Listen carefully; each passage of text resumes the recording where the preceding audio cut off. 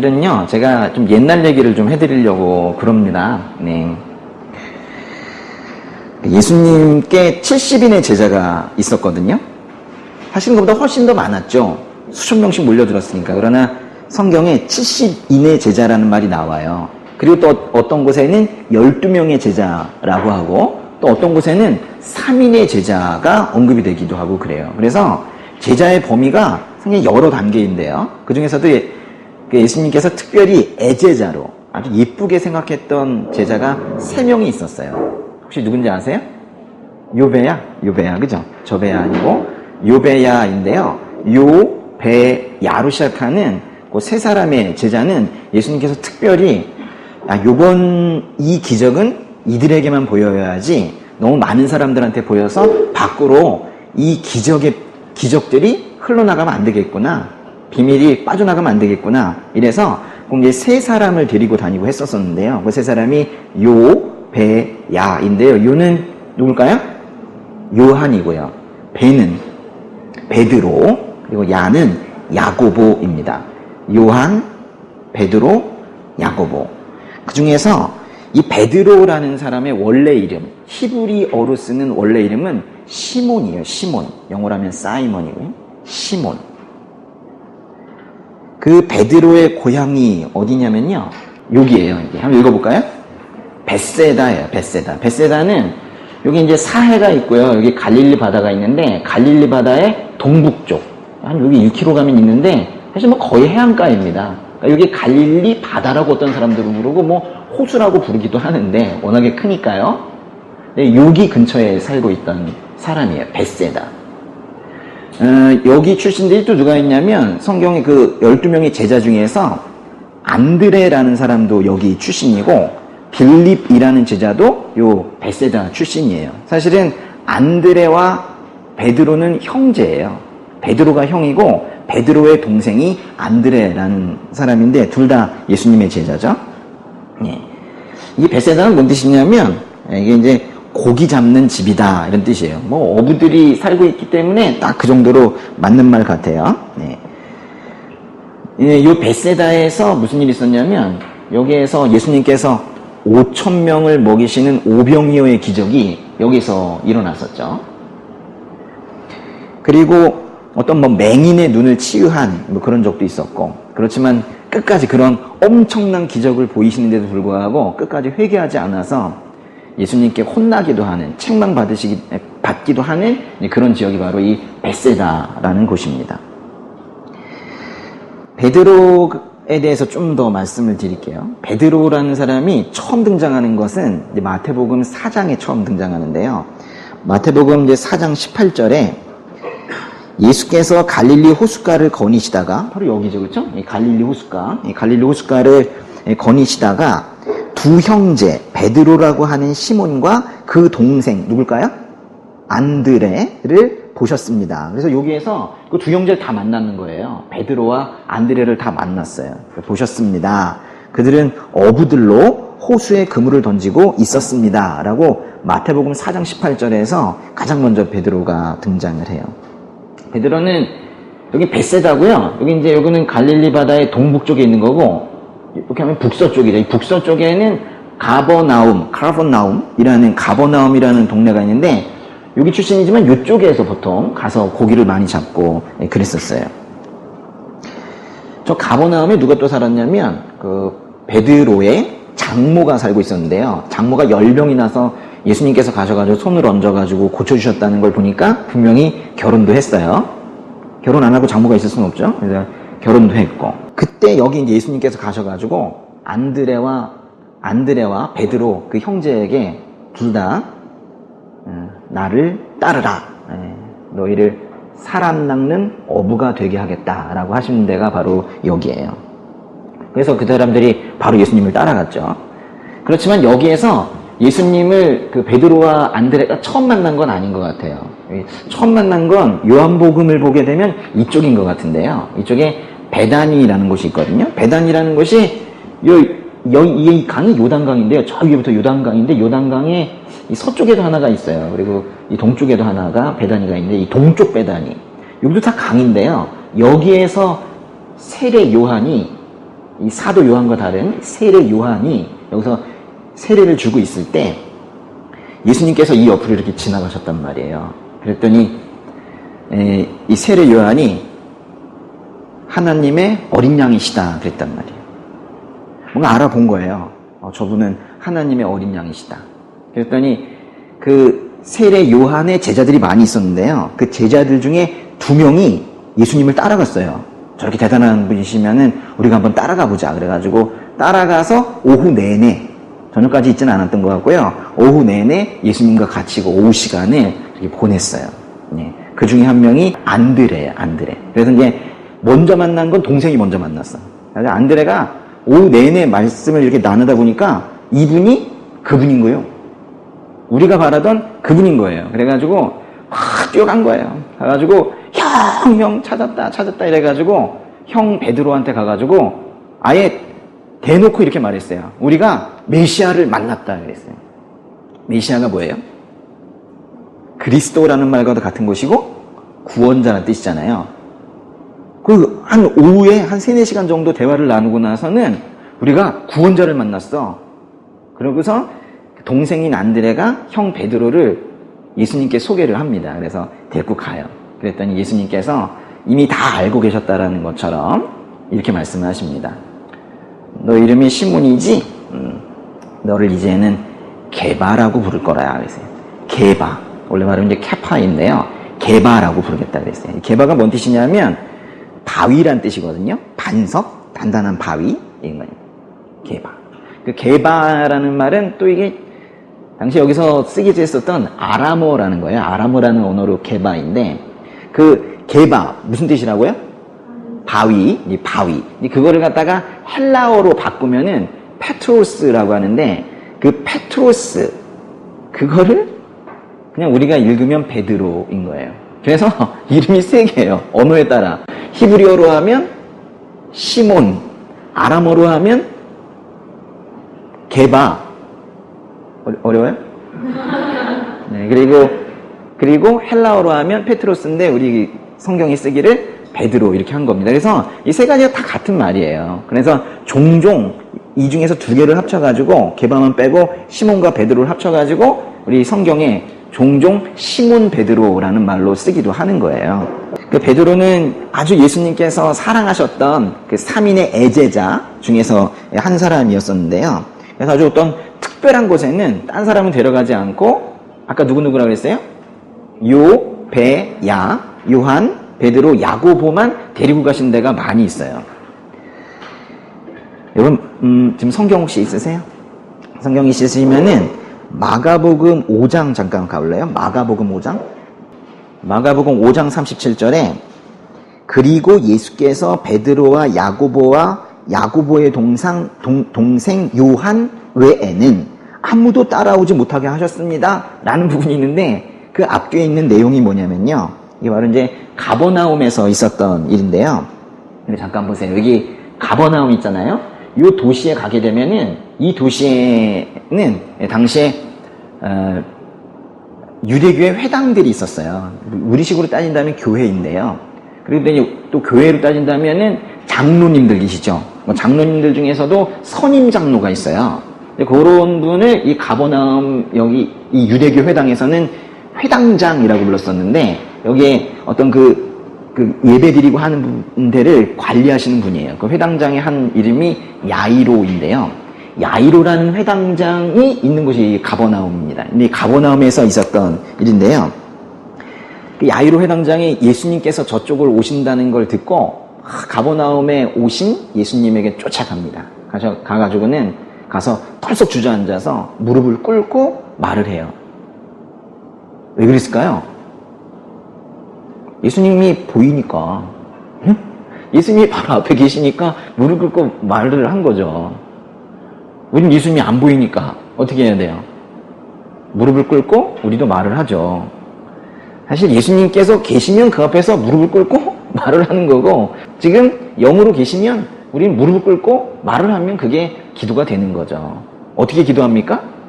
간절하게 기도하죠. 그래서 그 야이로 회당장도 간절하게 말씀을 드렸어요. 지금으로 따진다면 기도를 한 건데요. 제 딸이 아픕니다. 오셔서 손만 대주시더라도 일어날 것 같습니다. 꼭 좀 와주셨으면 좋겠습니다. 그래서 예수님께서 수락하셨을까 거절하셨을까요? 거절하셨으면 성경이 없었을 거예요. 근데 이제 당연히 수락하셨겠죠. 그래 가겠다. 그래가지고 이제 가는데 가는 길에 사람들이 막 몰려드는 거예요.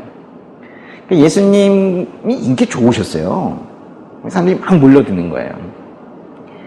당시에 또 얼마나 많은 병자들을 고쳤겠어요. 그렇기 때문에 특별히 몸이 아픈 사람들이나 이런 사람들에게는 예수님을 한번 만나고 안수를 한번 받는 것이 그들의 소망이고 희망이지 않았겠습니까? 그래가지고 막 몰려들었죠. 근데 야이로 회당장의 딸을 고치러 이렇게 가고 있는데 사람들이 몰려들어가지고 얼마나 몰려들었는지 성경이 그랬어요. 예수님을 밀어댔습니다. 이렇게 표현했어요.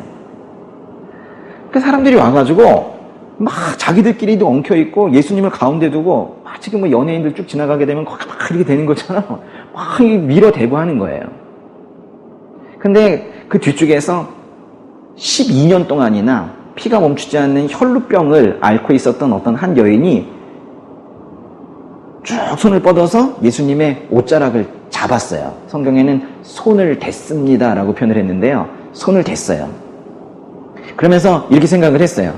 손만 대더라도 나는 나을 것이다 라고 믿었다 라고 돼 있어요. 근데 정말로 나았어요.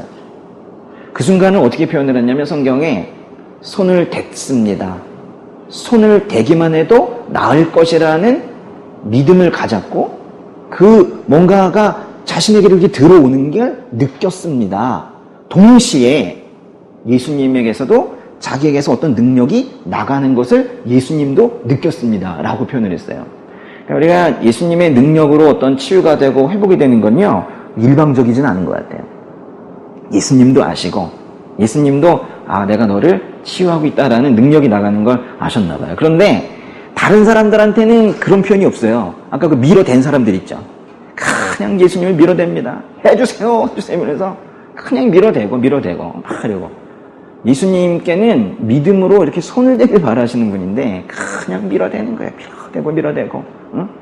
왜 해줍니까? 그리고 옆에 사람이 또 있으면 또 밀어대고 예전에 그 구약시대 때 하나님께서 허락하신 제사의 방식으로 어린 양을 속죄의 제물로 바칠 때 거기에 자기의 손을 대고 나의 죄를 다 전가시키는 것처럼 이렇게 손을 댔을 때 그 흠없는 어린 양의 깨끗함은 자기에게 들어오고 나의 이 더러움은 그 어린 양에게 가는 그런 어떤 그런 이미지를 가지게 하시려고 우리에게 그 제사 제도를 처음에 허락을 하셨었던 거였거든요. 근데 그게 그냥 넘어갈 문제가 아닌 것 같아요. 우리가 멀리서 원격으로 뭐 누군가랑 미리 대고 이래가지고 예수님의 그 선하심과 예수님의 그 죄 없으심이 나에게 전가되는 게 아니라 정말로 가까이 가서 용기를 내어서 그냥 미리 들이대는 게 아니라 손을 정말 대야 되는 거구나. 이게 다소 추상적으로 들리실지 모르겠지만 예수님과의 거리 있죠, 거리. 이게 매우 중요한 거예요. 예수님께서 내가 손을 대더라도 우리 보통 다른 사람들한테 이렇게 지나가는 사람에게 손 대게 되면 고발이죠.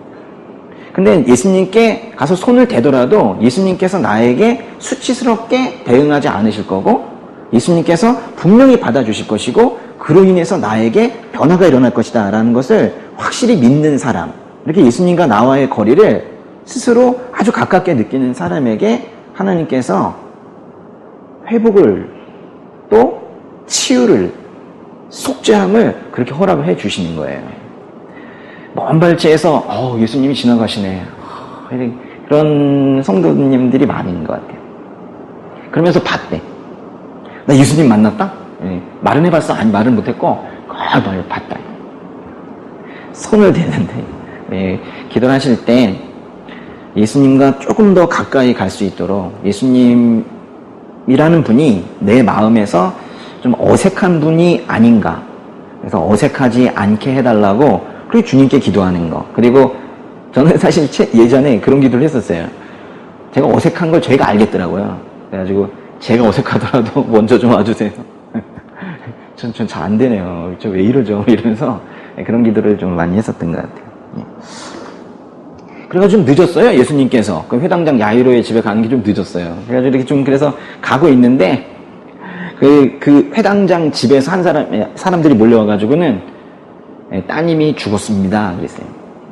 그러니까 늦었다는 거죠, 뭐. 그런데도 예수님께서는 성경에 뭐라고 그랬냐면 그 말에 아랑곳하지 않고 믿기만 하여라. 가자. 그랬어요. 그래서 갔는데 보니까는 사람들이 몰려들어서 막 울고 있고 그래요. 근데 예수님께서 그러셨어요. 걱정하지 마라. 죽은 게 아니라 다만 자고 있는 것이다. 그랬어요. 그때 옆에 있는 사람들이 뭔 얘기를 하는 거예요, 지금? 그러면서 조롱을 했어요. 그래서 예수님께서 다 내보내셨어요. 딱 5명 남겨놨는데요. 엄마, 그 딸의 엄마, 아빠는 아마도 야이로라는 회당장이겠죠? 그리고 요배야. 이렇게 이제 5을 남겨놓고 그 사람들만 볼 수 있을 때, 아이에게 말씀을 하셨어요. 뭐라고 그러셨냐면, 죽어있는 그 소녀에게 달리타쿰! 그러셨어요. 달리다굼이라고 썼는데 원래 발음이 약간 조금 세거든요. 달리타쿰 하는데 탈리타쿰이 뭐냐면 탈리타는 소녀야 이런 뜻이에요. 소녀야 쿰 일어나라 하는 거예요.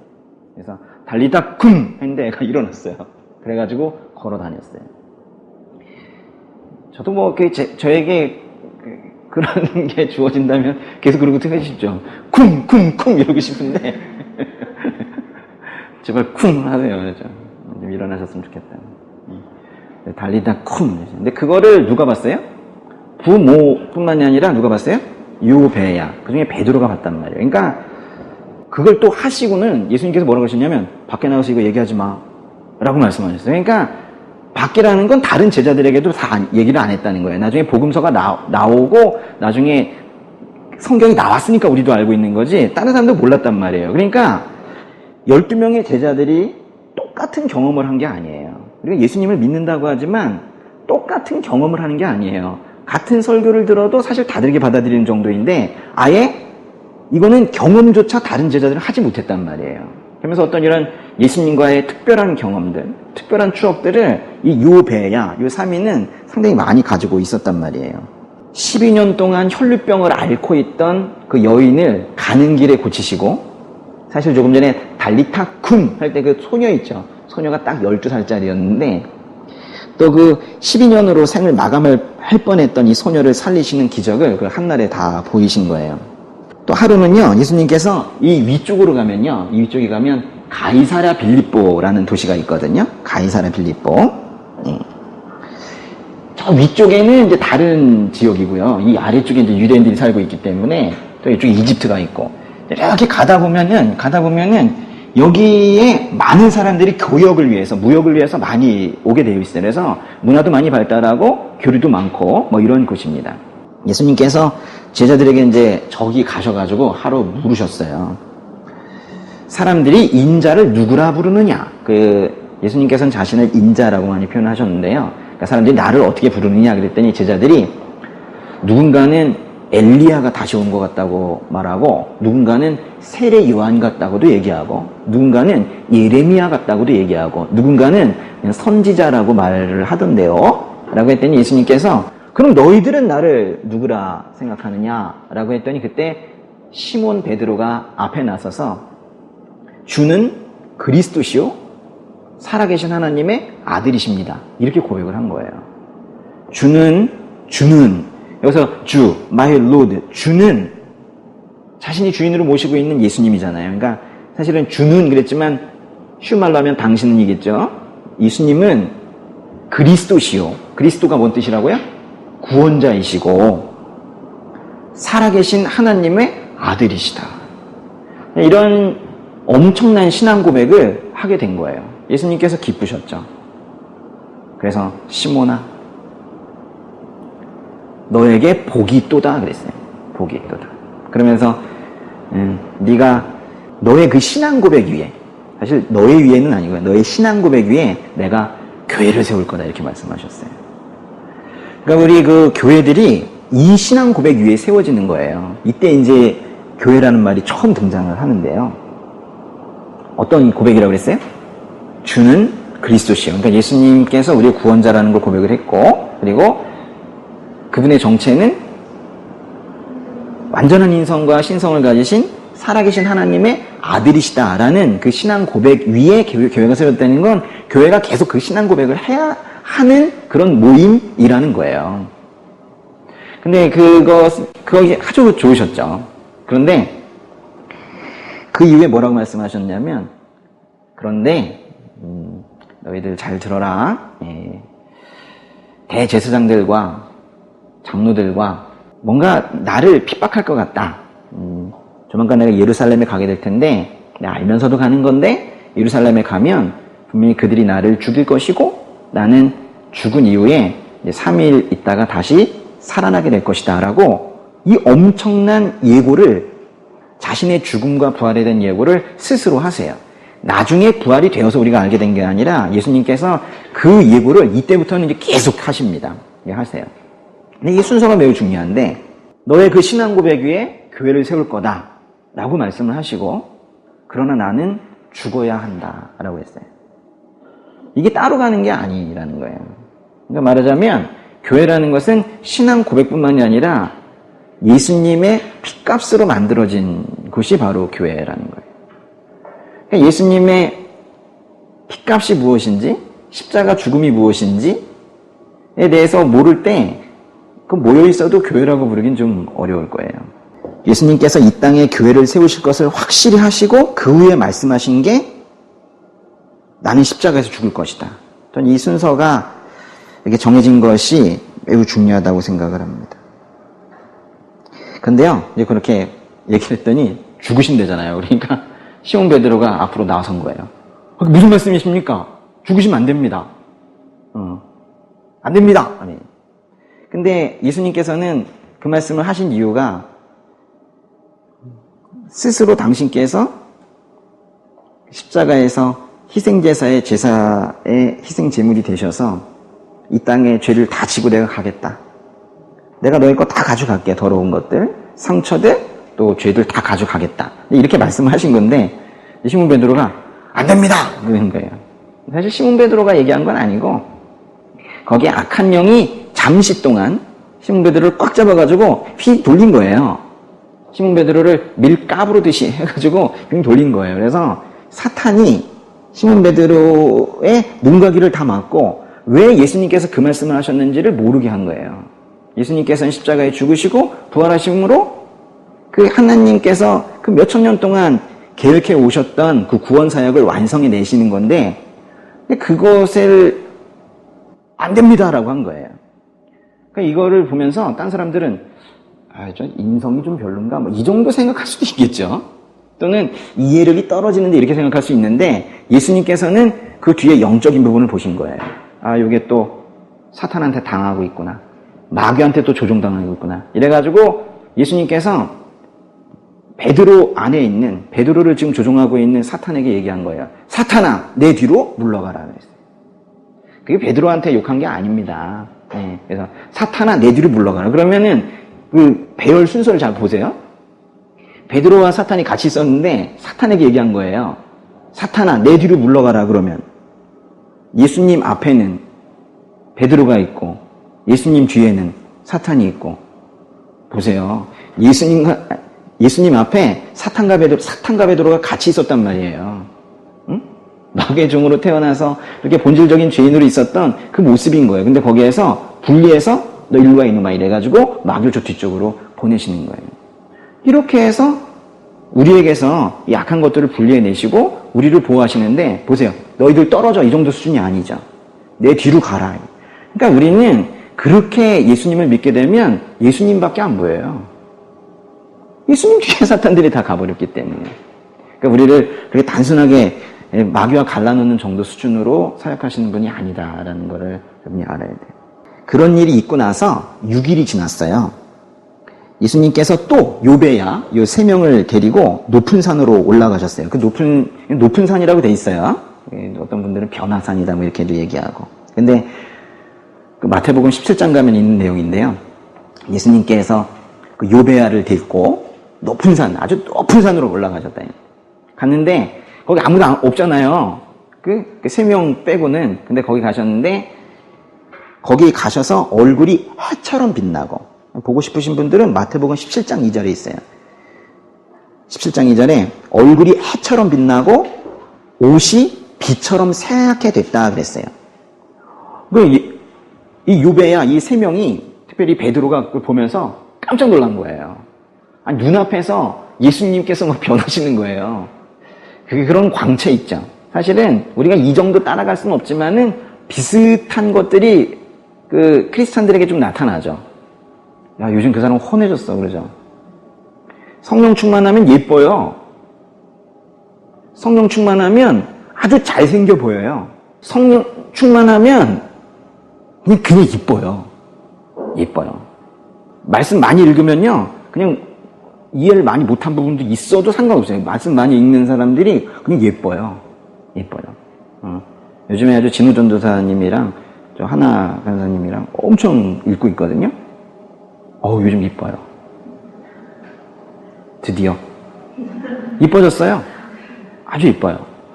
근데 얼굴 색이 달라요. 이게 환해 이렇게. 근데 이제 아직 잿빛이 조금 남아 있지만은 이제 그런 것들이 시간이 점점 지나면서 아주 환해지는 거예요. 뭔가 이게 성령의 힘으로 사람이 실제로 변해요. 근데 이제 이때 이 변화산이라는 이 높은 산에서 예수님이 변하신 거는 눈에 보기에 그 자리에서 확 변한 걸 본 거예요. 그러니까 예수님께서 계속해서 이 땅에서 베드로 등의 그 인간 제자들과 같이 다니시면서 어떤 인성, 말하자면 사람으로서의 모습은 충분히 보여주셨는데 어떤 신적인 모습에 대해서도 보여주시고 싶으신 건데 그거를 아주 조심스럽게 지금 보여주고 계시는 거예요. 그래서 그걸 보여주셨어요. 그랬더니 베드로가 감동을 했나 봐요. 그랬더니 야, 이 정도면은 저 그냥 여기서 살아도 되겠습니다. 이러면서 그 높은 산에다가 제가 초막을 3개 짓겠습니다. 하나는 예수님 거, 하나는 엘리야 거, 하나는 모세 거 이렇게 지어놓을 테니까 여기서 사시겠어요? 뭐 이런 얘기를 해요. 저 같으면 안 사는데 너무 감동을 한 거예요. 근데 그때쯤에 베드로가 그렇게 말을 하고 있을 때, 성경에서 베드로가 그렇게 말을 하고 있을 때, 엉뚱한 얘기를 하고 있을 때 뭐라 했냐면 하늘에서 소리가 들려왔다고 그랬어요. 하늘에서 아무래도 대기의 울림으로 큰 소리로 들려왔을 것 같은데요. 그 하나님께서 예수님을 향해서 이는 내가 사랑하는 아들이다. 내가 그를 기뻐한다. 그의 말을 들으라. 이렇게 울림이 왔어요. 근데 그게 얼마나 우렁차고 큰지 거기 올라갔던 요배아가 도저히 견딜 수가 없는 거예요. 그래가지고 딱 엎드려졌어요. 그래가지고 머리를 땅에 대고 아예 엎드렸다가 한참 동안 정신을 못 차리다가 눈을 뜨고 이렇게 눈을 드니까 성경에 이르기를 예수님밖에 보이지 않았다라고 되어 있어요. 이게 큰 높은 산에서만 있어야 되는 것이 아니라 우리가 경험해야 되는 거예요. 우리가 뭔가 큰 그 말씀의 감동과 또는 예배의 감동과 이런 걸 통해서 또 삶에 세밀하게 이제 개입하시는 그 예수님의 그 손길들을 경험을 하면서 이렇게 좀 지쳐 있었지만 놀랐지만 들어보니까 예수님만 보이는, 딴 건 하나도 보이지 않는 다른 문제점이나 다른 어려움이나 다른 인간적인 관계의 그 어려움들 이런 것들 하나도 보이지 않고 그냥 예수님만 보이는 그런 경험을 베드로는 또 한 거예요. 그러니까 좀 너무 부럽죠.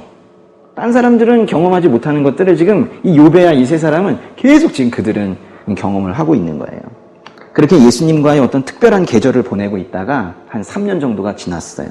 그래서 3년 정도 지났을 어떤 6월절이라는 명절이 다 되어서 예수님께서 제자들과 함께 저녁 식사를 하게 되셨습니다.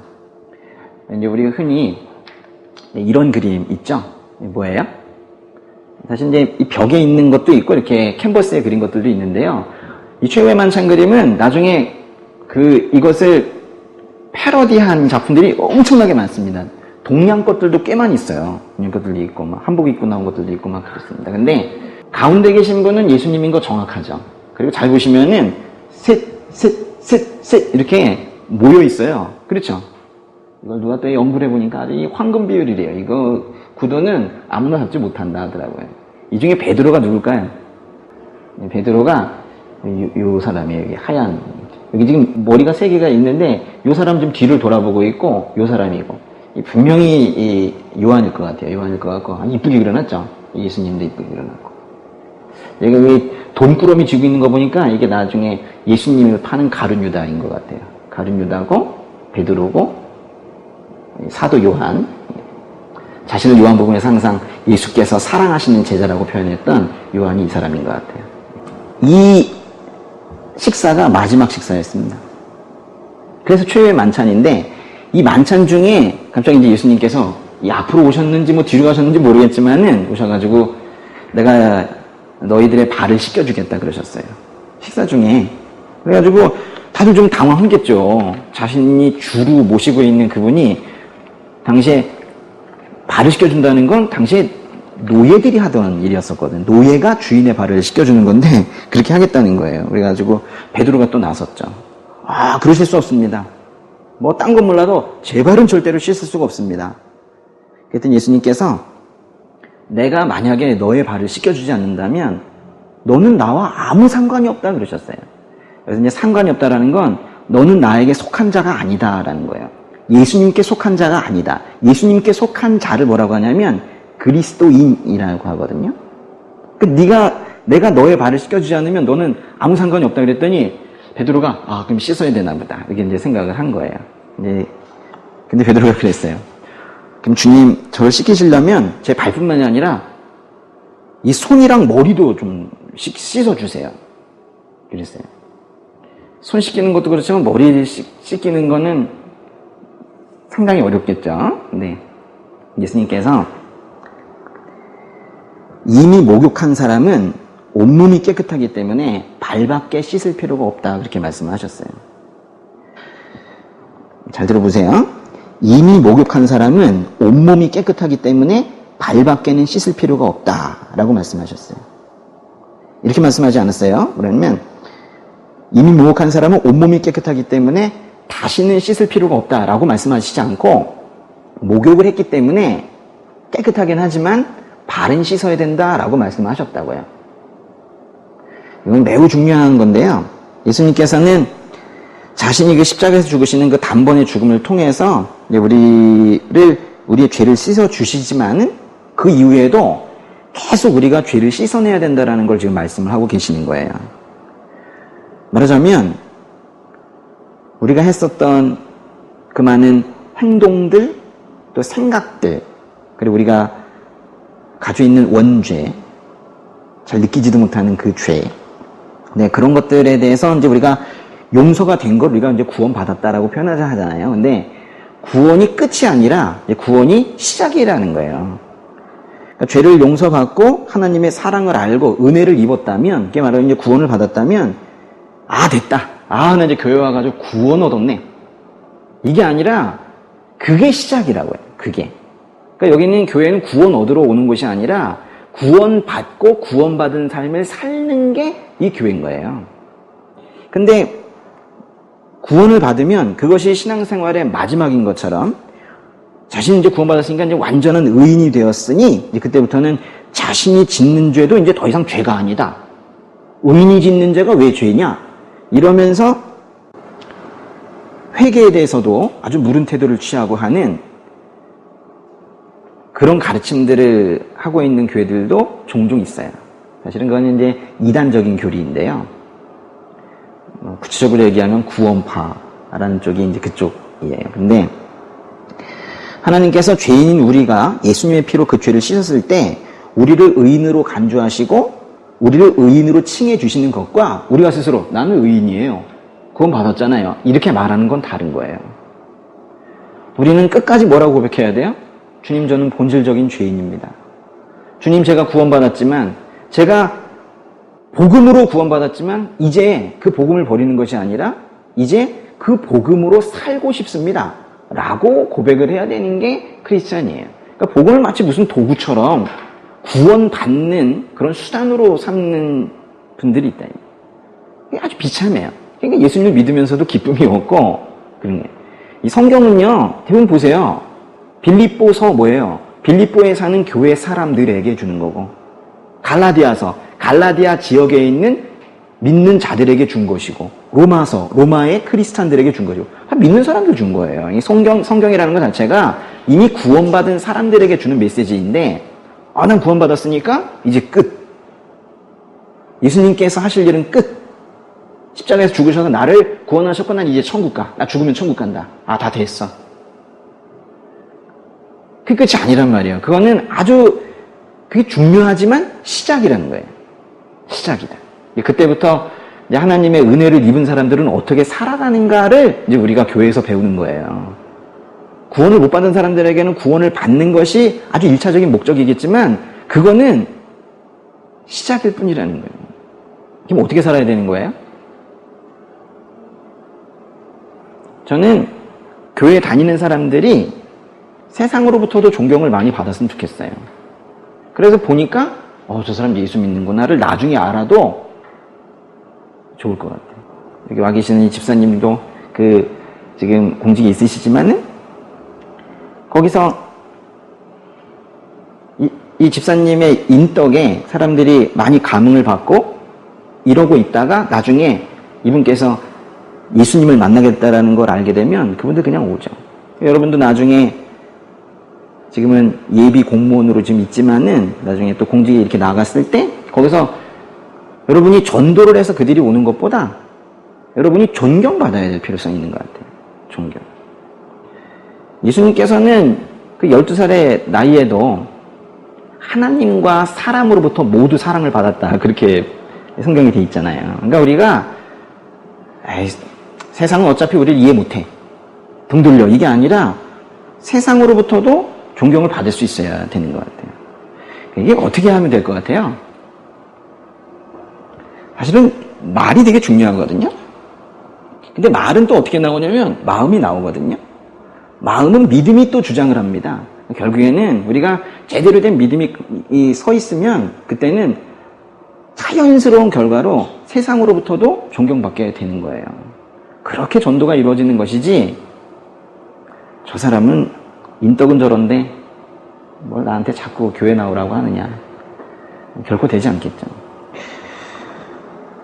참 우리가 스스로를 돌아봐야 될 그런 순간들이 많이 있습니다. 뼛속까지 죄인인 우리가 그저 주의 은혜로 사는 것이고 우리의 이제 그 많은 행위의 죄와 생각의 죄 그리고 죄의 뿌리인 원죄 특별히 이 원죄는 우리가 감당할 수가 없어요. 그건 신적인 영역이기 때문에 우리가 우리 죄의 뿌리인 나 왜 자꾸 죄를 짓지? 뿌리가 있어서 그래요. 이 죄의 뿌리인 이 원죄 부분은 예수님이 아니고서는 감당해낼 수가 없어요. 자기가 조금 더 성화됐다고 얘기하고 조금 더 신경 쓰고 조금 더 인덕을 더 키워가지고 사람들한테 잘 보이고 또 박수는 받을 수 있어도 그러나 여전히 존경받는 입장이 된다 하더라도 또 그 안에는 죄의 뿌리인 원죄가 있다는 것을 우리는 본질적인 죄인이라는 걸 결코 또 잊지 않을 때 거기서 교만해지지 않고 또 그렇게 살아갈 수가 있는 거예요. 구원을 받기 위해 필요한 것도 복음이지만 구원의 삶을 살아내기 위해서 필요한 것이 복음이다 라는 걸 오늘 꼭 기억을 해줬으면 좋겠고요. 예수님께서 이제 발을 다 씻기셨어요. 그리고 이제 다시 자리에 앉으셨는데요. 갑자기 성경에서 그래요. 요한복음에서 예수님께서 심령으로 몹시 괴로워하며 말씀하셨대요. 심령으로 몹시 괴로워하시면서 뭐라고 말씀하셨냐면 너희들 중에 한 명이 나를 팔 것이다. 실제로 나중에 가룟 유다가 은 30에 예수님을 대제사장들에게 팔아먹잖아요. 그죠? 너희 중에 한 명이 팔 것이다. 그래서 다들 당황하고 저는 아니죠. 저는 아니죠. 이러고 있는데 가룟 유다가 집 밖으로 나가버립니다. 그게 목요일이거든요. 목요일 밤에 마지막 식사였었어요. 나갔어요. 예수님도 이제 이 제자들과 함께 다 식사를 이제 끝내는데 유다가 나간 다음에만 말씀하신 게 있어요. 유다가 나간 다음에 뭐라고 그러셨냐면 내가 잠시 동안 어디로 갈 거다. 너희들 나를 따라올 수는 지금은 따라올 수가 없어. 라고 하면서 떠나신다는 말씀을 하세요. 그러면서 유다가 없이 11명이 있는 거기에서 이제 진짜 소개 말씀을 하시는 거예요. 너희에게 새 계명을 하나 줄게. 꼭 지켜야 한다. 너희에게 새 계명을 하나 줄게. 내가 너희를 사랑한 것처럼 너희들도 서로 사랑해야 돼. 너희들이 서로 사랑하면 세상이 너희들이 내 제자인 걸 알게 될 거야. 라고 하면서 내가 너희를 사랑한 것처럼 너희도 서로 사랑하라. 이 계명을 그때 주시는 거예요. 그러니까 유다는 그거 못 들었지 뭐. 그렇죠? 근데 이제 베드로가 그 얘기를 듣고 나서는 서로 사랑하라. 이제 그 부분이 이제 포인트인데 그 앞에 걸 들은 거예요. 나 떠난다라는 예수님께서 어디론가 가신다라는 그 얘기를 들은 거예요. 그래가지고 베드로가 그러실 수는 없습니다. 어디를 가십니까? 가실 수 없습니다. 제가 목숨을 걸고라도 주님을 따라가겠습니다. 그랬더니 예수님께서 뭐라 하셨냐면 헬라어로는 이렇게 되어 있는데요. 아멘, 아멘. 여기 아멘이 뭔 뜻이냐면 진실로 이런 뜻이거든요. 아멘, 아멘. 내가 너에게 말하노니 진실로 진실로 내가 너에게 말한다. 너는 목숨을 걸고 나를 쫓아온다고 했지만은 닭이 울기 전에 넌 나를 3번 부인할 거다. 그렇게 말씀을 하셨어요. 뭐 베드로는 받아들이진 않았겠죠. 그리고 다른 사람들도 그게 무슨 의미인지 아마 제대로 몰랐을 거예요. 그러면서 결국에는 이제 만찬이 다 끝났어요. 그게 몇 시쯤인지는 잘 모르겠지만은 그래도 한 저녁 8시 정도 되지 않았을까? 또는 그보다 조금 일찍일 수도 있고요. 어쨌거나 해는 다 넘어간 그런 뒤입니다. 이 예루살렘 성인데요. 예루살렘이 이렇게 성이 이렇게 있는데 여기서 이제 이 다락방에서 만찬을 하신 거예요. 만찬을 하시고 나서 나오셨어요. 어떤 사람이 밑으로 나오셨다고 얘기하기도 하는데 어쨌든 이렇게 나오셨어요. 나오셔가지고 여기 이제 이 골짜기 기다랗게 생겼지만 기다란이 아니라 이제 기드론인데요. 기드론 골짜기라는 걸 쭉 가셔가지고 기드론 골짜기를 건너셨다고 표현했는데 거기에 가면 이제 겟세마네 동산, 겟세마네 가든이 여기에 있는 거예요. 여기에 가셔서 있었는데 여기는 예수님께서 가끔 제자들을 데리고 여기서 이제 기도도 하시고 했던 그런 데예요.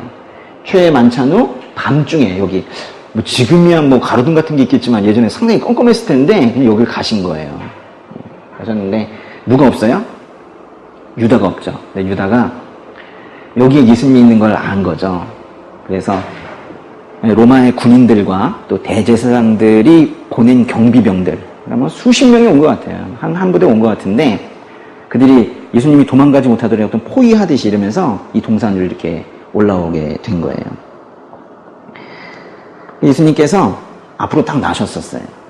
그 사람들이 이렇게 오면은 오히려 이제 제자들이 앞에 딱 맞고 예수님이 뒤에 이렇게 있는 게 좀 그림이 더 좋을 것 같은데 제일 먼저 예수님께서 앞으로 나서서 말씀하셨다 그랬어요. 이런 것들이 성경을 읽으면서 몇십 분 동안 통곡을 감격에 눈물을 흘릴 수 있는 그런 부분들이어야 해요. 앞으로 나서시는구나. 나를 뒤에 이렇게 놓으시고 계속 앞에서 항상 뭐 이렇게 나의 인생의 대장으로서 나를 이끌어 주시고 가장 곤란한 순간에는 내가 앞에 있는 게 아니라 예수님께서 앞에 계시는구나. 그걸 깨닫는 거예요. 근데 예수님께서 앞으로 나서서 말씀하셨죠. 누구를 찾느냐? 그랬더니 그 많은 군인들이 나사렛 예수를 찾는다. 그랬더니 예수님께서 내가 그 사람이다 했어요.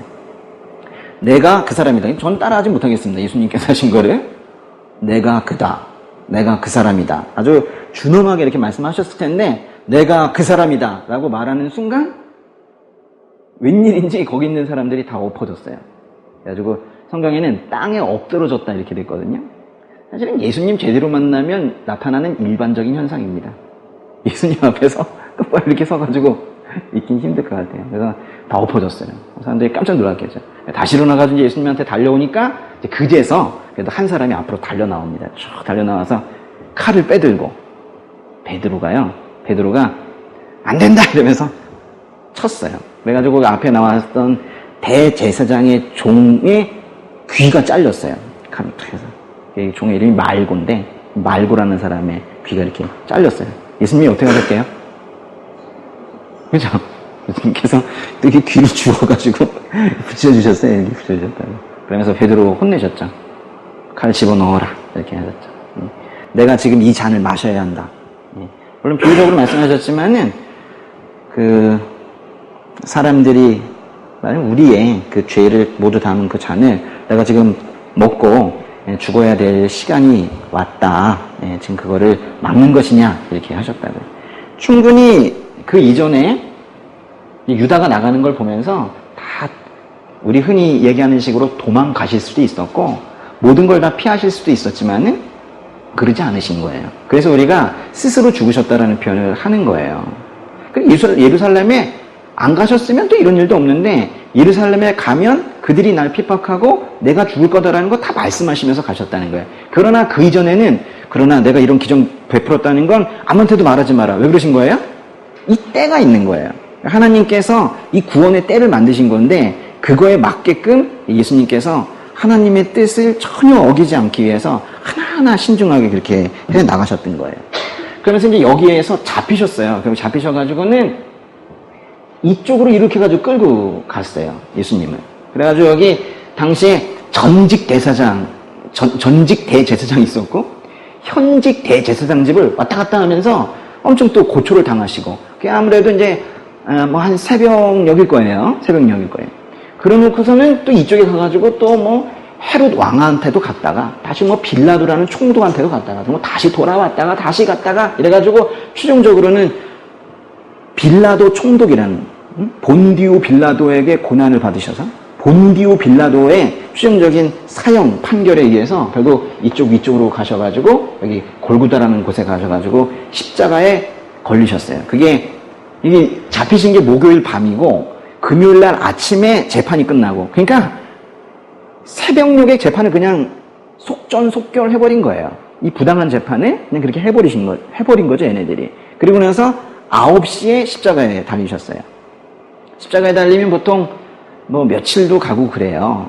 피가 다 빠지고 물이 다 빠지고 그래서 가장 고통스럽고 가장 참혹한 그런 형벌이 바로 이건데 예수님께서는 이미 많이 지쳐 있으셨는지 아니면 하나님께서 그렇게 때를 맞추신 건지는 몰라도 딱 3시간 정도 지났는데 하나님도 슬프시고 노하셨는지 당시에 깜깜해졌어요.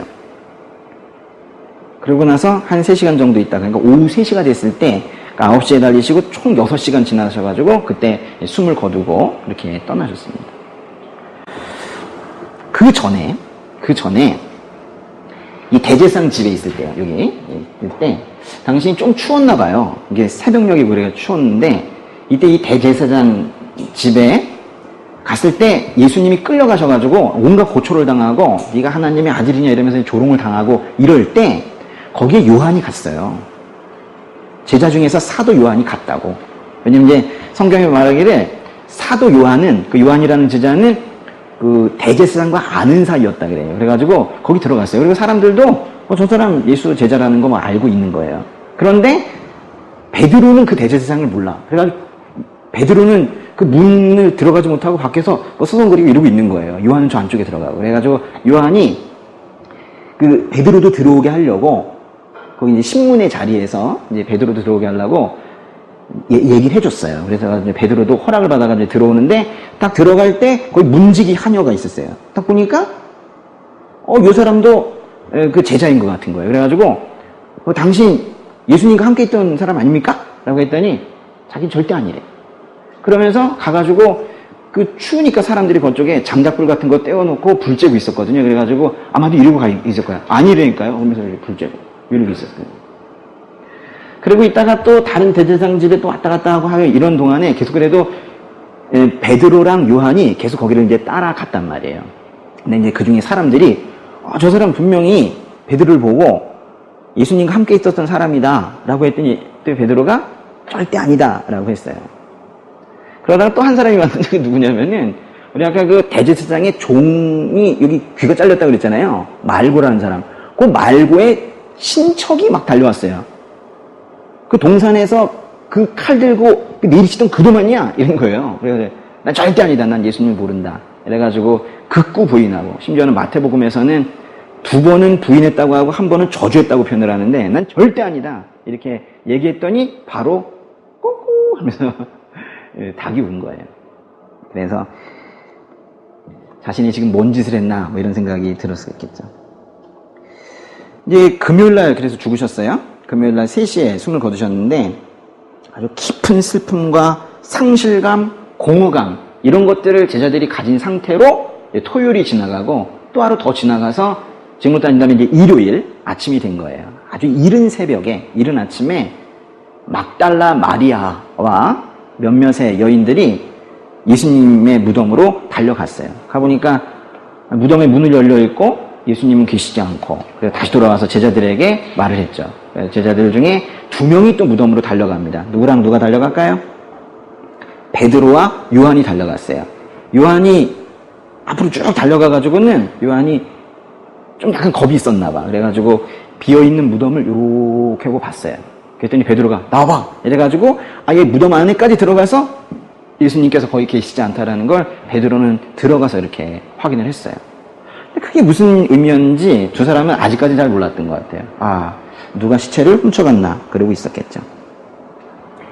그 이후에 그날 저녁부터 시작해가지고 예수님께서 그 자신이 살아난 모습을, 즉 부활하신 모습을 여기저기 나타나셔가지고 수백 명의 사람들에게 그렇게 보여주셨어요. 그리고 나서 이 제자들이 예수님 따라다니다가 이제 예수님이 안 계시니까 그 부활하신 모습을 보았는데도 불구하고 이미 뭐 다 자신의 생업의 자리로 다 이제 돌아간 상태였었어요. 그러니까 그 베드로나 그런 사람들은 원래 갈릴리 출신의 저 위쪽에 어부 출신이니까 다 그쪽으로 갔겠죠. 그래서 부활하신 이후에, 예수님께서 부활하신 이후에 예루살렘에서만 자신의 부활하신 모습을 보여주신 것이 아니라 나중에 갈릴리에서도 저 위쪽에서도 보여주시거든요. 가버나움, 아까 베세다 그 근처에도 나타나신단 말이에요. 근데 거기에서 베드로가 그 제자들 중에 어부였던 사람들을 다 그쪽으로 데리고 가가지고 고기 잡으러 가자. 그래가지고 고기를 잡으나 밤새 한 마리도 잡지 못했죠. 아침 정도 됐는데 이제 멀리 있어서 이제 사람이 잘 보이진 않지만 그래도 희끗희끗 이 형체는 보이는 뭐 그런 아침, 한 새벽 한 5시쯤 되었을까요? 근데 예수님께서 거기에 나타나셨어요. 그 고기 잡는 배랑 한 100m 정도 떨어져 있었는데요. 그러니까 아주 얕은 바다에서 잡고 있었죠. 예. 고기 많이 잡았냐? 라고 했더니 예수님인 줄 모르고 이 제자들이 공쳤습니다. 라고 표현되어 있진 않고요. 그건 제 표현이고 한 마리도 잡지 못했소 라고 이제 표현을 했어요. 그러고 나서 예수님께서 내가 누군지 모르는 것 같구만 이러면서 예수님께서 배 오른편에 그물을 던져봐. 그런데 속는 셈 치고 한번 던져보자 이래가지고 던졌어요. 그랬더니 배 엄청나게 잡혔죠. 그런데 딱 그때쯤에 제일 먼저 알아챈 게 요한이에요. 요한. 예수님께서 항상 예뻐하시던 요한이 그래서 이렇게 외쳤어요. 주이시다! 그랬어요. 주이시다! 그랬어요. 그랬더니 베드로가 뭐라? 이러면서 눈물을 흘리면서 성경에는 겉옷을 벗어서 뭐 이렇게 뭐 챙겼다 뭐 이렇게 돼 있는데 실제로 이렇게 한 겁니다. 겉옷을 벗어가지고 여기다가 묶고요. 그리고 이제 헤엄을 쳐서 100m 정도 육지로 오게 된 거예요. 그래서 베드로는 헤엄을 쳐서 오고 헤엄을 치면서 눈물이 흘렀겠죠. 바다에 짠물과 막 섞였겠죠. 그래서 이제 오고 있고 다른 제자들은 배를 끌고 오고 그래서 이제 다 왔어요. 그때 예수님께서 이렇게 앉으셔가지고 뭐 하고 계시냐면은 불을 피워놓고 모닥불 피워놓고 거기다가 돌멩이 올려놓고 거기다가 생선 굽고 계시고 빵 굽고 계시고 이러는 거예요. 근데 생선이 이미 있었는데 조금 더 필요했었는지 그들이 이렇게 쭉 앉으니까 와서 밥 먹어. 그러면서 밥을 해놓으시는 예수님, 응? 아침 식사를 준비하시는 예수님. 근데 이제 준비를 하셨는데 저기 잡은 것도 좀 가져와봐. 잡은 고기들도 좀 먹자. 그랬더니 또 누가 뛰어갔을까요? 베드로가 뛰어갔어요. 베드로가 쭉 뛰어가가지고 그물을 이렇게 했는데 얼마나 많이 잡혔는지 요한복음을 쓴 요한이 그걸 아주 순식간에 딱 센 거예요. 153마리, 응? 153마리. 그래서 153이라는 숫자가 거기서 나온 건데요. 153 불고기도 있고 막 그렇죠. 근데 잘못 쓰고 있는 겁니다. 그 모나미 볼펜 있죠? 거기도 153이라는 숫자 있어요. 게다가 이 풍요로운 풍성한 걸 기대하는 사람들이 다 그런 숫자를 지금 써놓고 있는 건데 아주 신비한 숫자예요. 나중에 그 얘기도 한번 해볼 필요가 있는데 153마리를 이렇게 잡았어요. 그것도 가져다가 같이 거주고 그랬어요. 그래서 성경에 이르기를 식사가 다 끝마쳐지자, 식사를 다 끝마치고 나서 이제 갑자기 예수님께서 베드로에게, 특별히 베드로에게 물어보신 거예요. 너는 여기 있는 사람 중에서 가장 그 중에서 더 나를 사랑하느냐? 라고 했더니 베드로가 옛날에 이제 예수님 부인한 적도 있고 했지만 이제 전 사랑합니다. 그거 제가 주님 사랑하는 거는 주께서 더 잘 아십니다. 라고 낭낭하게 말하지 못했을 거예요. 그죠? 좀 죄송스러운 마음으로 그렇게 했겠죠. 근데 예수님께서 또 물어보셨죠. 예수님께서 근데 뭐라고 그러시냐면, 그래, 그렇다면은, 그래, 안다. 내 양떼를 먹이라 그랬어요. 양떼를 먹이라. 말하자면은, 그, 불쌍한 영혼들을 잘 키우고 교회를 세우라, 뭐 이런 뜻일 텐데요. 두 번째 또 물으셨어요. 네가 나를 사랑하느냐? 라고 했더니, 주께서 아십니다. 그랬더니 예수님께서, 그렇다면 내 양떼를 쳐라.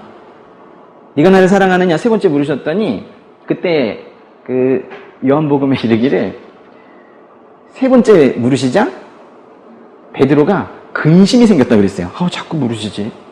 근심이 생겨서 주께서 아시잖아요. 라고 했더니 예수님께서 마지막 말씀이 내 양떼를 먹이라. 사랑하느냐라고 물으신 것도 중요하지만은 그보다 더 중요한 거는 그래, 나를 사랑한다면 넌 뭐 하는 거예요? 양떼를 먹이라. 날 사랑하는 것으로 끝나는 게 아니다, 크리스찬이. 내 양떼를 먹이라. 네 옆에 있는 그 사람을 키워라. 그 옆에 있는 그 사람을 회복시켜라. 이거예요. 그거를 이제 물으신 거예요. 그 말씀 바로 다음에 뭐가 나오냐면요. 베드로에게 이렇게 예언을 하세요. 네가 젊었을 때에는 네가 원하는 옷 입고 좋은 옷 입고 네가 다니고 싶은데 막 다니겠지만은 좀 안타깝게도 네가 늙어서는 네 말년에는 사람들에 의해서 묶일 것이고 두 팔을 벌리게 될 것이고 원하지 않는 곳에 가게 될 것이다. 묶여서 두 팔을 벌려가지고 원하지 않는 곳에 간다면 십자가 처형을 얘기하는 건데 성경에 그 이후에 그 베드로의 생애에 대해서 나오진 않지만 실제로 베드로는 로마에서 그렇게 십자가형으로 순교당하게 되거든요. 그래서 그런 예언을 또 그렇게 하고 가셨었어요. 예수님께서 이제 부활을 하셔가지고 40일 동안이나 제자들과 다른 많은 사람들한테 자신의 살아나신 그 모습을 보여주시고 어느 날 40일이 되든 어느 날 제자들 앞에서 성경에 표현하기를 구름 속으로 사라지셨다 그랬어요.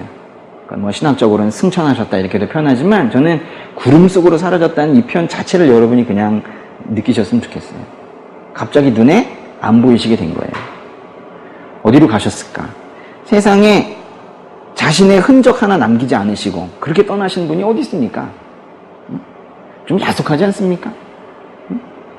옷이라도 한 벌 남겨놓고 가시면 우리가 전시라도 해놓고 좀 보거나 또는 글이라도 한 편 써놓고 가셨으면 그걸 원본 삼아 우리가 좀 보거나 아무것도 안 하셨죠. 성경에 예수님께서 쓰신 글이 없잖아요. 이런 것들에서 여러분 계속 제가 진짜 종교 가짜 종교를 얘기하지만은 이런 것에서 여러분이 뭔가를 깨달을 수 있어야 되는 거예요. 다른 것들 보세요. 사람들이 뭔가 경전도 만들고 뭐도 만들고 형상도 만들고 그래서 그것에 의미를 부여하면서 그렇게 기도하고 있는데 뭘 매달리고 있잖아요. 근데 예수님께서는 직접 쓰신 글 하나도 원본 파피루스 종이가 하나 있으면 그것도 손대고 아들 낳게 해달라고 할까봐 그래가지고 그런 거 하나도 만들어 놓지 않으시고 그렇게 가셨잖아요. 그냥 예수님만 바라라는 거지 형상 하나도 만들어 놓지 않고 무덤도 없이 이렇게 가셨잖아요. 참 이런 분이 없으신데 기념을 좋아하는 우리 이 땅의 수준인 우리의 입장에서는 좀 의아할 수도 있는 거예요. 우리는 뭔가 자꾸 뭐 형상과 물질로 기념을 하려고 하는데 예수님은 그러시지 않았다는 거예요. 그 후에 예수님께서 이렇게 가신 후에 예루살렘에 요한, 베드로를 포함한 120명 정도가 모였어요. 그런데 여기 이 조직에 이 공동체에 큰 문제가 하나 터진 것이 뭐냐면 예수님께서 처음에 12명을 부르셨는데 지금 가룟 유다가 예수님을 팔고 나중에 아주 후회했어요. 그래가지고 돈 받은 거 은 30을 대제사장들한테 내가 지금 뭔 짓 한 거야 이래가지고 던져버리고 가가지고 자살했거든요. 그래가지고 성경에 좀 표현하기를 배가 터져서 죽었다 이렇게 되어 있는데, 그 베드로가 보기에는 뭔가 이걸 채워 넣어야 되겠는 거야. 여기서 뭐 할 수 있냐면, 베드로가 그 70명 중에 또 12명 중에 3명이었다 했는데, 그 3명 중에서도 상당히 리더 역할을 하고 있었다는 걸 볼 수가 있는 거예요. 그래가지고 예수님이 가신 이후에 이제 베드로가 우리 한 명을 더 뽑아야 한다. 그래가지고 당시에 이제 2명이 그 후보에 올랐는데, 그 추첨을 통해서 제후복귀를 해가지고 결국 마띠아라는 사람이 한 명이 거기에 이제 들어가게 되는 거예요. 이런 어떤 주도적인 역할들을 그 베드로가 이렇게 했어요. 그러면서 바로 이제 며칠 지나지 않았을 때인데요. 오순절이라는 게 왔어요. 오순절이 뭐냐면 이제 순이 며칠이에요? 열흘이죠. 그러니까 오순이면 50일이잖아요. 주로 따지면 77에 49에다가 1을 더하면은 그렇게 되는 건데, 예수님께서 6월절 명절 때 그때 돌아가셨어요. 그러니까 그 이후로 한 50일 정도 지났으니까 예수님께서 부활하셔서 한 40일 정도 보이시다 가셨으니까 정말 며칠 안 됐어, 진짜. 며칠 안 돼서, 그래가지고 며칠 안 됐을 때 사람들이 또 한 120명 정도가 또 모였어요. 그래가지고 이제 거기서 모여 있을 때 갑자기 하늘에서 불같은 성령이 내려와가지고 이 사람들이 다 성령 충만해서 방언을 하는, 그러면 이제 성령이 부어지는 오순절 성령 강림 사건이라고 좀 어렵게 표현하는데, 그 일이 있었어요. 그러니까 이제 밖에 있는 사람들이, 외부인들이 저 뭐야? 술 친 거야? 좀 이상하다 사람들이. 저 뭐 하는 거야? 뭐 이러고 있으니까 베드로가 탁 나서서. 베드로가 그 이전에 그런 사람이 아니었거든요. 근데 베드로가 탁 나서가지고 설교를 시작을 합니다. 지금 이 성령 충만한 이 부분은 예수님께서 구약의 말씀을 들어 예언했던, 그리고 가시면서 약속하셨던 그 성령이 부어주신 것이다. 그래서 성경의 말씀이 이루어진 것이다. 이렇게 멋있게 어부 출신 베드로가 그 구약의 말씀을 이렇게 인용을 하면서 이렇게 얘기를 했어요. 요엘서의 얘기를 하면서 저렇게 선포를 했어요. 그러면서 계속 이어서 뭐라고 설교를 했냐면, 너희들은 예수님이 오셨으나 예수님인지를 받아들이지 않고 예수님을 십자가에 못 박아 죽였다. 그 다음에 중요한데요. 그러나 하나님께서는 그를 죽은 자 가운데서 다시 살리셨다. 이 부활의 이 사건을 사람들에게 이렇게 당당하게 이제 선포를 한 거예요. 용기 있게. 성경에서 뭐라 하냐면요. 사도행전에 가면은 이런 말이 나와요. 요한과 베드로는 배운 게 없대. 학문이 없대. 제대로 교육을 받은 적이 없다. 이렇게 표현을 했어요. 그래가지고 사람들이 베드로가 무슨 글을 썼다고 하면 잘 믿질 않아요. 그 사람이 무슨 글을 써? 이렇게 유창한 글을 어떻게 써? 고급스러운 단어를 막 이러면서 이제 비난을 하기도 하고 하는데, 이제 이 하나님 나라의 일하심을 모르는 거죠. 성령 충만하면 달라져요. 옛날에 어떤 중동에 어떤 분이 아주 샤이한 분이 막 부으신 거예요. 그러니까 어떻게 설교를 하냐면, 이거 조금 그렇지만 여기 올라가서 한 거예요. 이렇게 올라가가지고. 들으세요? 이러면서. 그럼 달라져요. 달라진다. 저는 사실 그걸 예전에 강의할 때도 경험을 한 적이 있었는데, 제가 예수님 믿고 얼마 되지 않았을 때 너무 좋은 거예요. 막 너무 좋아가지고, 그때 아마 저희 한국사 처음 시작할 때였을 거예요. 한국사 강의 처음 시작할 때.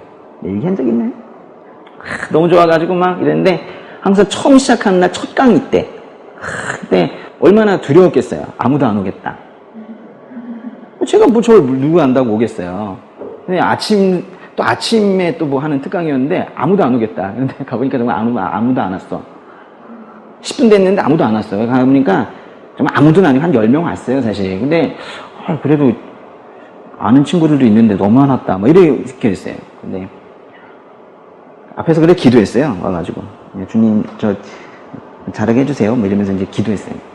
그런데 한 10분 동안 사람들이 몰려들기 시작을 하는데, 제가 보기에는 뒤에서 예수님이 밀어 넣는 것 같아. 주변에 있는 고시원에 있는 늦잠 자는 애들을 다 깨워가지고, 야, 일어나. 야, 일어나. 명호 특강한다. 이래가지고는 다 해가지고 애들이 막 짜증나는 투지로 다 들어오더라고요. 막 밀려가지고. 그때 한 200명 정도 왔었는데요. 첫날에. 저를 뭘 안다고. 그래서 제가, 근데 그날 강의를 하는데 제가 그날도 이미 제가 강의를 10년째 하고 있었던 때였어요. 관세법이라는 강의를 하고 있을 때인데, 근데 제가 그 전날 아주 진기한 경험을 했는데, 유모랑 둘이 손을 잡고 기도를 했었거든요. 근데 여러분 그 성령께서 나를 휘감는 기도 아십니까? 예, 둘이 기도를 하는데 정말 천상에 가 있는 것 같았었어요. 사람이 하는 기도 같지 않고 계속 기도를 하는데 그냥 우리는 아무것도 말하지 않고 있는 것 같았었어요. 그러면서 그냥 기도를 성령께서 그냥 하시더라고요. 그래서 쭉 그냥 무슨 말을 하는 것도 그냥 성령께서 막 하시더라고요. 그러면서 정말 담대함 주시고 이게 강의가 끝이 아니라 이걸로 주님께서 하실 일이 있다는 거를 저희가 믿습니다. 그래서 늘 강의할 때 떨림 없게 해주세요 그랬는데, 제가 그 전에 10년 동안 관세법을 강의를 했었어도 저는 얼마나 떨었는지 몰라요. 사람들은 잘 모르지만 저는 강의 있는 날은 밥을 못 먹었어요. 너무 떨어가지고. 근데 그날 그것도 처음으로 하는 흡사 강의하는데 이게 다 모여있는데 하나도 안 떨리는 거예요. 그래서 제가 좀 이상했어요. 나 왜 이렇게 안 떨지? 좀 이상하다. 이상하다. 이거 왜, 뭐지? 좀 긴장을 해야 되는 거 아닌가? 왜냐면 강의라고 10년 만에 처음으로 느껴보는 거니까 하나도 안 떨리는 거예요. 그래서 제가 그날 그 시간을 제가 좀 가져 놀았었어요. 그러고 나서 사람들이 좋아했던 것 같아요.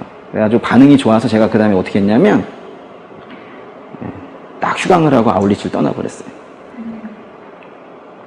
첫 강의 때 제가 열흘 동안을 첫 시작인데 학원도 무지하게 당황했죠. 개강하는데 저 선교 갔다 와야 되겠습니다. 그래서 제가 그래가지고 열흘 동안 가가지고 그냥 눈에 눈물샘이 그냥 뚫려 있는 것 같았어요. 그냥 계속 이렇게 울다가 그래가지고 주님 찐하게 만나고 그리고 그냥 왔어요. 와가지고 이제 그 다음에 아무 일 없었던 듯이 지금까지 지금 계속 이렇게 하고 있는 거예요. 성령께서 인도하시는 기도, 성령께서 인도하시는 말씀 선포, 이런 것들을 경험한 사람들은요, 그걸 끊을 수가 없어요. 기도 왜 안 합니까? 그거 경험 못해서 그래요. 그걸 경험을 못해서. 안 할 수가 없어요. 그걸 안 하고 뭐 하면 오히려 거꾸로 두려워요. 아무것도 할 수가 없어요. 그러니까 뭐 의지를 발동해서 기도해야지! 이래서 기도하는 게 아니란 말이에요. 그러니까 우리는 기도보다도 뭘 더 기도해야 되냐면 기도하게 해주세요라고 기도해야 돼요. 정말 기도하고 싶습니다, 주님. 제가 진짜 기도하고 싶습니다. 주님과 정말 대화하고 싶습니다. 사람들 그냥 입으로 이렇게 하는 그런 피상적인 거, 껍데기 같은 거 이런 거 말고 진짜 기도하고 싶습니다. 영과 영이 닿는 내 기도가 한 글자도 떨어지지 않고 저 천상에 닿는 그런 기도하고 싶습니다. 그런 기도는요, 또 비밀이 저희 너무 경험 안에서의 결론이어서 조금 조심스럽긴 한데 바로 응답이 돼요. 바로 응답이 돼. 정말 몇 번 있어요. 정말 즉시 응답이 되는. 뭐라고? 이래서 응답이 되는. 그러니까 여러분이 그런 경험들이 쌓이면 그거는 진짜 신앙이 돼요. 옆에서 아무리 이상한 교리와 이상한 시험을 주어도 절대 변하지 않아요. 든든하죠. 그냥 가는 거예요. 베드로가 그날 그렇게 설교를 딱 했는데 성경 표현으로는 그날 믿는 자들이 3,000명이 더 늘어났다 그랬어요. 3,000명이 회심을 해가지고 지금 따지면은 3,000명이 세례받은 거죠, 뭐. 그렇게 된 거예요. 하루는 이제 그렇게 설교를 하고 며칠 있었던 것 같아요. 하루는 오후 3시가 되면 이제 기도하는 시간인데, 기도하는 시간에 성전으로 베드로와 요한이, 이 둘이 상당히 친했던 것 같아. 보면 베드로와 요한이 계속 같이 나오거든요. 근데 둘이 이제 같이 올라가는데 저쪽에서 어떤 사람들이 친구를 한 명 데리고 오는 거예요. 뭐 친구인지 뭐 누군지 모르겠는데 성전 문 앞에 나면서부터 걷지 못하는 자를 거기다 이렇게 놓는 거예요. 근데 베드로와 요한이 이렇게 쭉 걸어가니까 그 사람이 쳐다보는 거죠. 주목을 했다 그랬어요. 그 사람을 봤어요. 그랬더니 그 사람이 뭘 주려고 하는 거구나. 그래가지고 뭔가 이제 구걸하는 이런 눈빛을 보낸 거예요. 그랬더니 뭐라 그랬어요? 베드로가 뭘 달라는데 줄 게 없는 거예요. 실제로도 줄 것도 없었고. 예. 은과 금은 내게 없으나, 그럼 재물로는 줄 게 하나도 없다는 거예요. 뭐가 있다고 그랬어요? 뭘 준다고 했냐면, 내게 있는 것을 너에게 주겠다 그랬어요. 더 기대했겠죠? 저 사람 속에 내게 있는 것이 무엇일까? 그랬더니, 나사렛 예수의 이름으로 일어나 걸어라 하는 거예요. 달리타 쿰! 할 때 이렇게 탁 일어나는 것도, 나사렛 예수의 이름으로 일어나 걸어라 하는 것도, 분명히 말한 사람이 다르죠. 그런데 예수의 이름으로 그렇게 얘기하니까 이 사람이 성경에 이르기를 발과 발목에 힘이 들어가서 일어났다는 거예요. 일어났어요. 사람들이 다 놀랬죠. 이렇게 중풍병자도 고치고 안진뱅이도 고치고 그리고 심지어는 요바에 가서 죽은 사람도 고치고 그래가지고 지중해 연안에 있었던 도시인데 거기 있는 사람들이 그 사건을 듣고 다 믿었다 그랬어요. 그런 것들을 예수님께서 하신 게 아니라 예수의 제자 베드로가 그렇게 하면서 다녔단 말이에요. 그러니까 이 로마 정부도 그렇고 다른 이제 기득권 세력들이 꼴 보기 싫잖아요. 그래가지고 몇 번이나 잡아서 가뒀어요. 그래가지고 감옥을 달락달락거리면서 엄청난 이제 고난을 받게 된 거예요. 그러니까 여러분 베드로라는 사람은 이 사람도 또 고난의 상징이에요. 사도 바울도 그렇지만은 고난의 상징이다. 근데 그 고난이 뭐 자기 죄 때문에 그런 겁니까? 예수님 전하는 그 기쁨을 가지고 그 고난을 당하게 산 거예요. 그렇게 살았어요. 꾸준히. 열심히 살았을 것 같아요. 성령의 힘으로 살았어요. 그러다가 확실한 나이는 모르겠지만은 60이 넘었어요. 이게 좀 이제 나이가 좀 많아졌어요.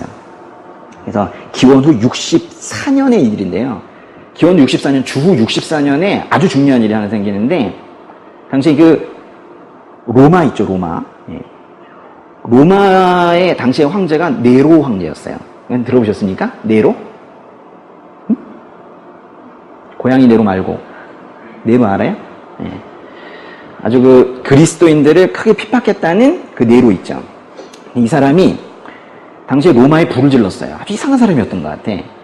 자기가 다스리고 있는 로마에 불을 질렀다. 근데 그 네로랑 그 친구인 티켈리누스라는 사람이 있는데 그 네로와 티켈리누스의 재산만 타지 않고 나머지만 싹 타버린 거예요. 누구 짓일까요? 네로 짓인 것 같아요. 그래놓고 이제 이게 뭐 자기 만족으로 했는지 뭐는 위에서 했는지는 사람들이 몰라요. 뭔 좆단 짓을 했냐? 그랬는데 이제 그 불만을 그리스도인들에게 이제 보내기 시작을 하는 겁니다. 그래가지고 로마의 그리스도인들이 부르질렀다. 이래가지고 그때 아주 많은 사람들을 데려다가 엄청나게 사형을 시켰어요. 그러면서 그때 죄목들이 뭐였었냐면요. 이들은 무신론자래. 그렇게 잘 믿고 있는데 무신론자래. 그러면서 식인종이라고 그랬어요. 식인종이라고. 이들이 이제 나중에 복음을 선포할 때 예수님의 살을 먹고 예수의 피를 마신다라는 그 상징적인 표현을 한 걸 가지고 이제 그렇게 얘기를 하고 또 뭐라고 그랬냐면 제일 웃긴 것은 이들은 근친상간하는 이들이다. 근친상간. 서로 형제님, 자매님 이렇게 부르고 결혼한다는 거예요. 그러니까 여기 이제 공동체의 그 분위기를 모르고 이 나중에 들어보면 너무나도 우스꽝스러운 이런 죄목들로 이 사람들은 이제 잡아 가두기 시작을 했어요. 그때 베드로도 잡혔고 그때 또는 그 다음에 말하자면 주후 기원 후 64년이나 65년에 베드로도 죽었어요. 그때 당시에 로마에 있었거든요. 이제 생을 마감을 했는데 그 바로 직전에 로마에 있을 때 아직은 그 로마의 대화재가 일어나서 그리스도인들이 큰 핍박을 받을 것이라는 것을 아직은 모를 때지만 그래도 여전히 핍박은 있었을 때예요. 그러니까 뭐냐면 환란 중에 앞으로의 더 큰 환란이 있을 걸 예상이 되는 때예요. 그럼 그 큰 환란은 실제로 그게 뭔지는 잘 모르지 뭐. 근데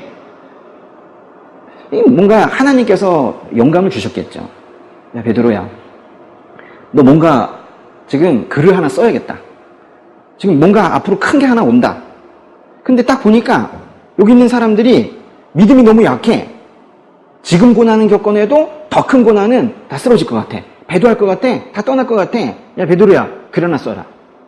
이래가지고 쓴 글이 베드로 전서와 베드로 후서예요. 베드로 전서와 베드로 후서는 논란들이 있지만 연도에 따라 그러면 제가 보기에는 주후 63년에 썼을 것 같아요. 그러니까 주후 63년에 쓰고 베드로 전서 후서를 쓰고 베드로 전서 5개 장, 베드로 후서 3개 장, 총 8개 장을 써놓고 그리고 그 다음에 이거였구나. 하나님께서 말씀하신 게 이거였구나. 이래서 그때 이제 잡혀서 순교를 하게 된 거예요. 아마 베드로는 몰랐을 거예요. 그렇지만 하나님께서 그 믿는 사람들, 크리스찬들이 그 환난 중에서도 잘 견뎌낼 수 있게 하시려고 베드로 전서 후서라는 아주 귀한 책을 우리에게 주셨어요. 고난 얘기가 많이 있을 겁니다. 고난 중에도 믿음을 지키는 것이 얼마나 또 믿음을 위해서 고난을 받는 것이 얼마나 귀한 것이고 아름다운 것인가 그런 것들에 대한 내용들도 베드로전서에 있죠.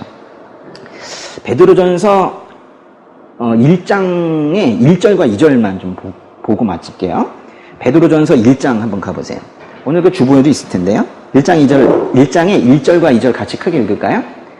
예수 그리스도의 사도 베드로는 본도와 갈라디아와 갑바도기아와 아시아와 비두니아 지역에 흩어져 사는 나그네 곧 하나님 아버지의 미리 아심을 따라 성령의 거룩하게 하심으로 예수 그리스도께 대한 순종과 그분의 핏부림을 얻기 위해 택하심을 받은 사람들에게 편지를 씁니다. 은혜와 평강이 여러분에게 더욱 풍성하기를 빕니다. 이거는 편지인데요. 편지이지만 아무도 그렇게 말하지 않으나 전 그렇게 말하고 싶은 게 하나가 있는데요. 이거는 자기도 모르게 유언이 됐어요. 그러니까 이 베드로라는 사람의 인생의 마지막 편지가 된 건데요. 가장 하고 싶은 말을 하나님께서 거기에다 넣어주신 것 같아요. 그게 곧 하나님께서 하시고 싶은 말씀이기도 한 건데 저자가 누구래요? 예수 그리스도의 사도 베드로 그랬잖아요. 그러니까 이건 뭐 의심할 여지가 없어요. 그냥 베드로가 쓴 겁니다. 오히려 이게 아니라고 주장할 사람들은 그 아니라는 증거를 많이 대야 될 거예요. 이거는 그냥 보시면 돼요. 근데 이 베드로 전서에 가시면은 5장을 시작하는 말에 자신을 또 뭐라고 표현했냐면 5장 1절에 그리스도의 고난의 증인이라고 표현했어요. 그러니까 자신을 이렇게 표현한 겁니다. 나는 예수 그리스도의 사도인 동시에 고난의 증인이다. 예, 고난의 증인이다. 이 사도라는 말은 특별히 예수님으로부터 직접 부름을 받고 예수님의 부활을 직접 목격하고 교회를 세우는데 큰 역할을 했던 사람들을 우리가 이제 사도라고 하는 건데요. 지금 어디서 이 편지를 썼냐면요. 5장 12절과 13절에 거기 실루아누의 도움을 받아서 바벨론이라는 곳에서 썼다고 그랬어요. 거기 바벨론이란 말 나오죠. 그렇다고 바벨론이 진짜 저 메소포타미아 지역에 있는 그 바벨론을 얘기하는 것은 아니고 그건 이미 다 없어졌고요. 당시에 이 바벨론이라고 하면 상징적으로 로마를 얘기하는 겁니다. 그래서 이 베드로전서는 로마에서 쓴 거예요. 로마에서. 아무래도 감옥에서 쓴 것 같은데요. 수신자는 누구래요? 수신자는 좀 어렵게 되어 있네요. 본도와 갈라디아와 갑바도키아와 아시아와 비두니아 지역에 흩어져 사는 나그네 그랬는데요. 잠깐 보세요. 보시면은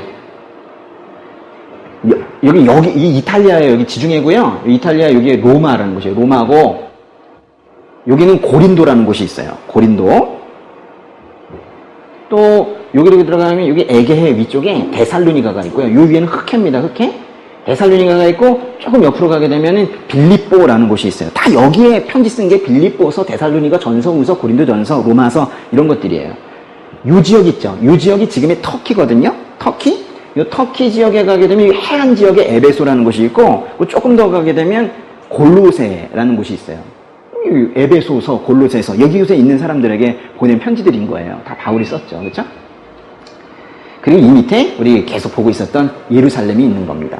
이 지역을 좀만 더 봤으면 좋겠는데요. 바로 이 부분입니다. 이 터키가 여기까지 있는데요. 지금은 다 한꺼번에 터키인데 옛날에는 여기를 어떻게 불렀냐면 이 위쪽에 이 지역을 본도라고 불렀고요. 본도. 그리고 이 밑에를 갈라디아라고 불렀고 그리고 오른쪽을 갑바도키아라고 했어요. 지금도 갑바도키아라는 표현을 지금도 씁니다. 저는 여기를 가봤는데 여기인지 모르고 한번 갔었어요. 그냥 갔더니 갑바도키아래요. 제가 너무 힘들었던 때 아내가 강제적으로 저를 여행을 보내서 제가 이게 갔었는데 그게 그 여행인지 몰랐어요. 그게 사도 바울의 전도 여행지를 쭉 간 여행지를 가서 알았어요. 다 몰랐고 와서 더 알았어요.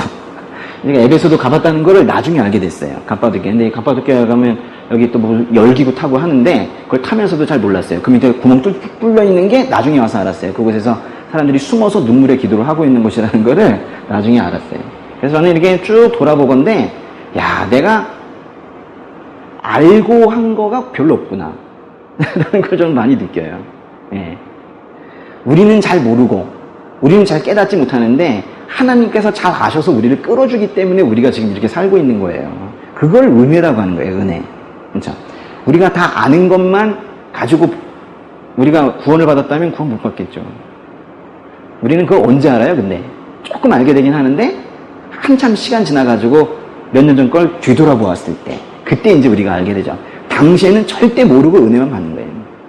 그리고 이제 이쪽에 있는 거는 아시아라고 하고요. 저 위에는 비두니아라고 하는데, 그 다시 1장 1절 보실래요?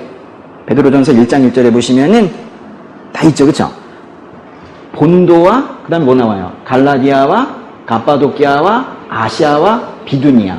분명히요, 요렇게 해서 이제 주요 도시를 지나면서 이 편지를 읽으라는 거예요. 그러니까 이거는 지금 현재 이 아시아 지역, 터키 지역에 있는 요 사람들에게 쓴 편지입니다. 근데 여기 보시면은 그 1절의 끝부분에 이래 돼 있어요. 그런 지역에 무슨 나그네? 흩어져 사는 나그네 그랬어요.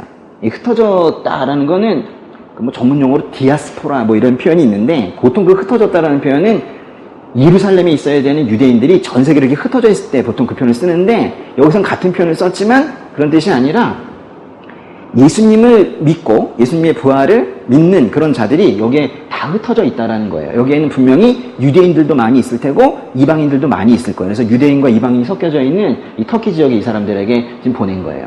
근데 이 지역은 예루살렘이 아니에요. 이방 지역이고 뭔가 믿음의 그런 쪽에서는 약간 소외된 계층일 수도 있어요. 근데 이 지역에다가 지금 보내게 된 겁니다. 잘못하면 큰 고난이 왔을 때 아예 떠날 수도 있는, 또는 길을 잃어버릴 수밖에 없는 그 위험한 그리스도인들. 사실은 믿음이 약한 우리들 얘기하는 거예요. 그리고 고난에 직면했을 때 시험을 통과할까는 의심이 되는 그런 사람들에게 이제 이 베드로가 그들을 단단하게 하려고, 격려하고 그들에게 복음을 주어서 제대로 서 있게 하려고 지금 이 베드로 전서서를 쓴 거예요. 왜 썼느냐? 잘 서 있게 하려고, 격려하려고 그렇게 쓴 거예요. 베드로 전서서의 주제는요 아주 많은데, 고난 이야기가 좀 많이 있지만은 우리에게 이런 것들을 요구할 거예요. 정결하게 살아라. 또 고난을 잘 견뎌라. 그러면서도 외부인들에게 생활을 잘해서 존경도 받는 게 좋지 않겠니? 이런 아주 생활 부분도 얘기해요. 그래서 구원이나 교회나 이러한 큰 개념뿐만이 아니라 우리가 이제 일상생활에서 어떻게 살아야 되는지에 대해서도 이렇게 말을 해주고 있는 게 바로 베드로 전서 후서입니다. 오늘 베드로에 대해서 이제 쭉 보셨는데, 베드로가 하는 이런 일이 있었어요. 밤중에 배를 타고 제자들과 함께 배를 타고 가고 있었는데 아주 풍랑이 크게 친 거예요. 거친 풍랑이. 그래서 이제 배가 막 뒤집어지려고 하고 큰일 났습니다 했는데 예수님께서 저기에서 걸어오시는 거죠. 그러니까 밤중이니까 잘 안 보이잖아요. 그래서 이 제자들이 유령이다 막 그랬단 말이에요. 그랬더니 이제 예수님께서 나다. 두려워하지 마라. 나다 그랬어요. 무리를 걸어오신 거예요. 그랬더니 이 베드로가 주여 정말로 주이시면, 잘 안 보이지만 정말로 주이시면 저에게 물 위로 걸어오라고 말씀해 주세요. 그랬어요. 그랬더니 와라. 그랬더니 이제 베드로가 정말 그 믿음을 가지고 걸어 나간 거예요. 그리고 그걸 걸어지는 거예요. 물 위에 예수님처럼. 근데 그때 잠깐 바람을 봤어요. 휙! 네, 바람을 봤는데 그걸 보다가 정신 집중을 못했는지 두려움이 생겼고 그래가지고 물속으로 쭉 빠져버렸어요. 그랬더니 아이고 나 죽겠네 그랬더니 예수님께서 손을 잡아가지고 끌어올리셨어요. 베드로는요, 이 베드로 전서 후서를 쓴 건 이제 마지막에 쓴 거잖아요. 베드로가 어떤 삶을 살았냐면, 베드로는 예수님께 신앙 고백을 해서 칭찬도 들었지만은 예수님을 3번이나 부인을 했잖아요. 근데 예수님을 3번이나 부인한 그 죄인이 너무 죄송스러워가지고 그거를 갚기 위해서 그렇게 열심히 복음을 전도하다가 로마에서 순교당했다. 그렇게 이해하기보다는 우리가 뭐 죄 용서해 주신 거 그거 보답하려고 하는 겁니까? 그거보다는 베드로는 뭘 하나 경험한 거예요. 저는 그 베드로의 많은 삶 중에서 그 예수님을 바라보면서 그 배 밖으로 나가가지고 그 무리를 걸었던 그 몇 초 안 될 텐데 그 경험 있죠. 전 그거가 베드로 전서 후서를 쓰게 한 힘이라고 생각해요. 계속 걷지는 못했지만은 결국 나중에는 또 의심해서 예수님을 의심해서 바닷속에 빠졌지만 잠깐이라도 한 30초? 한 1분 정도 그걸 정말 믿음의 힘으로 남들 다 안다고 안 된다고 하는 그 무리를 걸어봤던 경험, 예수님을 만났던 경험, 믿음으로 뭔가 모든 거 다 투자해가지고 모든 걸 걸고 그 위에를 걸어봤던 경험, 그걸 가지고 산 거예요. 그리고 그것 때문에 십자가에 걸릴 수 있었던 거고, 그것 때문에 이 귀한 베드로 전서후서도 우리에게 준 거예요. 막 읽고 싶지 않습니까?